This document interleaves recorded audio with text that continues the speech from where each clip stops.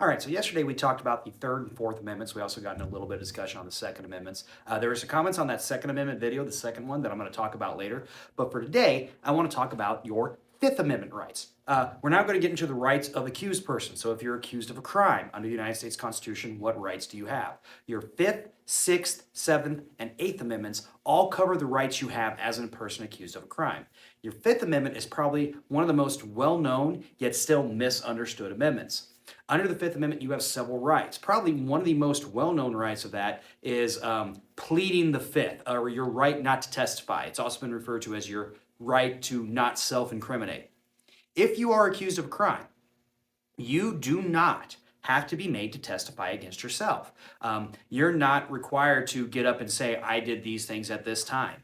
You do not have to answer questions that someone asks of you. In fact, I think the legal requirements if you're asked questions by a police officer is you tell them your name and where you're from. I think that's pretty much it that you have to answer. I'll have to go back and check for that to be sure. But you have the right to remain silent. That's where that comes from as part of your Miranda rights that you've seen in movies and televisions when someone's arrested. Your Miranda rights and your right to remain silent are the rights that protect you. You don't have to self-incriminate. You don't have to give any other information than than your name and anything else. You have the right to not self-incriminate.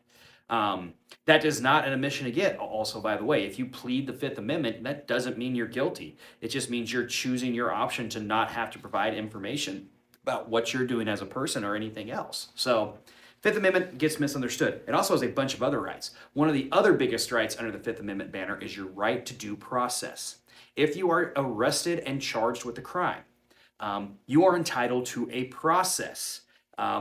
Everyone is entitled to that same process, a fair process that is applied equally across the board. Now, whether or not that process is applied equally in the United States is a matter of debate for a whole other bunch of issues, and that's a whole other debate for another day that we're not going to get into right now.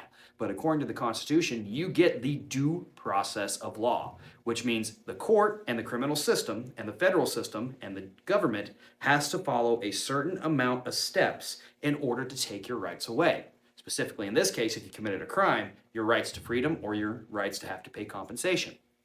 There are some more rights we're going to cover in the Fifth Amendment, and we're going to go ahead and do that in the next video. So if you like it, if you like this and you want more of them, click like, hit that plus button, and we'll keep going.